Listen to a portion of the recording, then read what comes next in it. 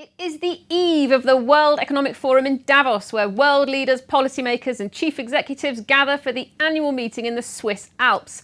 Joining me to preview this year's event are two Davos veterans, the FT's economics editor Chris Giles and our foreign affairs commentator Gideon Rachman. Guys, I am a Davos newbie. Should I be scared? Should I be frightened? You're going to have a great time, I think. First time, I think, is the best time because it's new. And some of the debates, which frankly some of them happen every year, pretty much the same. They're new and they're really exciting. I think it should be great fun. My primary concerns at the moment are around footwear. Boots. Fine. You can wear boots with a suit. Totally acceptable. Totally acceptable. Chris Giles, fashion tips. You heard it here first. One of the nice things about Davos is that it's kind of unexpected. It's often things you don't really, sort of weird social encounters as much as anything. I remember sitting next to, I was at a dinner, this young Australian woman who was waxing lyrical about Denmark and what a great place it was. And I said, oh, that's great. What do you do in Denmark? And she said, oh, I'm the crown princess.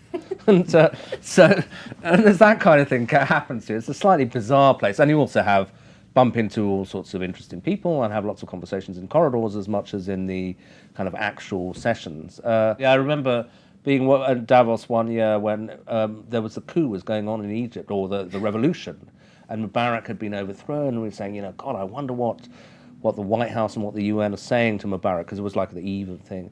And suddenly the coach door opened, and there Kofi Annan walked in and sat down opposite me. So I said, as we were just going, I thought, well, what do you think they would be saying? Exactly, timing's everything, right? And so he was, you have those kind of serendipitous accounts. Well, but speaking of timing, this is going to coincide / clash with the inauguration of Donald J. Trump as President of the United States. What do we think the mood is going to be on that? I've got to say that I think the mood and the theme and the sort of culture of Davos is as far removed as it could possibly be from Donald J. Trump. So there will be muted horror at his inauguration, a lot of concern, and a feeling that maybe the world has changed, that the Davos isn't the centre of the world. In fact, the centre of the world is the other side of the Atlantic this week, and they are no longer the masters of the universe. Yeah, and I think it'll be heightened by the fact that the prominent Americans will be the guys who are shuffling off the stage. So Biden will be there, apparently John Kerry will be there, and people will sort of be embracing them warmly and sort of crying on their shoulders, because these are the kind of Americans they know how to deal with, and they'll be terrified of Trump, to be frank. But Davos has this other kind of weird ability to try to drag people into the club and socialize them, and they do it with all sorts of pretty dodgy political regimes. So I guess they'll be trying to do it with the Trump people, and there will be some representatives of Trump world there. The big newbie that's going to be there, apart from me obviously, is some of the Chinese administration, I guess, for want of a better word. Who's going to be there, and what do you think we're going to learn? Well, the big news is that Xi Jinping, the president of China, will be there. And I suspect, I've sat through a few official Chinese speeches, I wouldn't expect it to be interesting.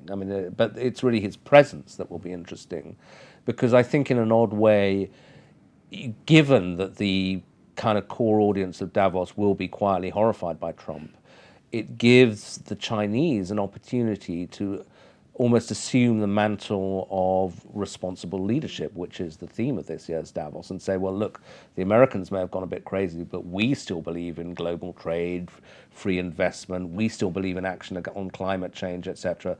So in a sense, they'll be positioning themselves with the Davos crowd as the responsible leaders, which could pay dividends, because in the coming year, I think we could see some quite serious diplomatic and economic clashes between the United States and China, and the Chinese could start massaging world opinion now. Chris, very quickly, what are you expecting to hear on economics and monetary policy? I think on economics, it's really going to be Trump focused. Is he going to be good or bad for the world economy? That's the big question. And I presume the feeling there will be, in the short term, sugar rush, good. In the long term, populism never wins. And that sounds like a cynical, I know what the Davos crowd is going to say type of opinion. I think I do, actually. Well, we'll be there with our warm boots. Guys, thanks very much.